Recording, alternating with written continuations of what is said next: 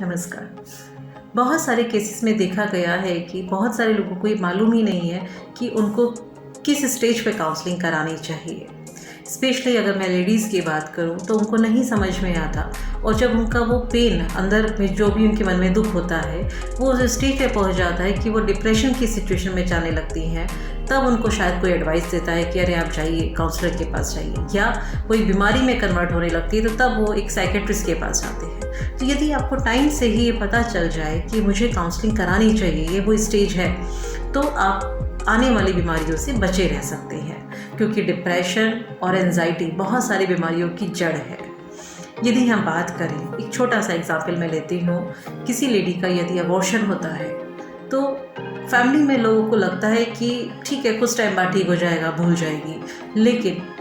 उस लेडी के point of view कोई नहीं समझना चाहता कि वो लेडी क्या सोच रही है। उस लेडी को भी लगता है कि नहीं, मैं ठीक हूँ, फैमिली के साथ तो नॉर्मली काम कर रही हूँ, लेकिन जब भी वो अकेली होती है तो उसका माइंड सीधा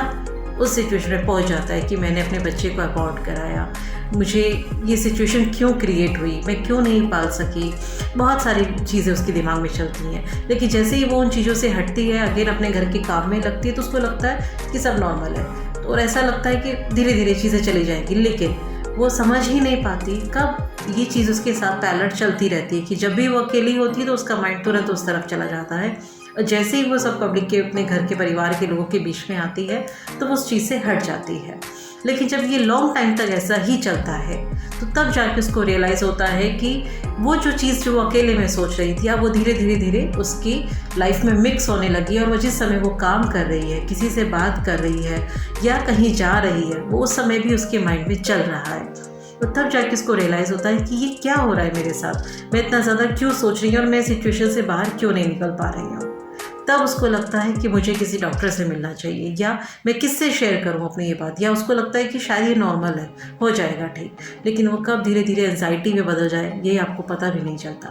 तो इसलिए यदि आपकी लाइफ में कभी ऐसा इंसिडेंट हो तो अपनी काउंसलिंग ज़रूर कराइए, और अपने माइंड से उस चीज़ को निकालने में अपनी खुद की हेल्प करिए। अपने आप को उस सिचुएशन में मत रखिए कि आप हर समय उस चीज़ को सोचते रहें, वो सिचुएशन क्रिएट हो,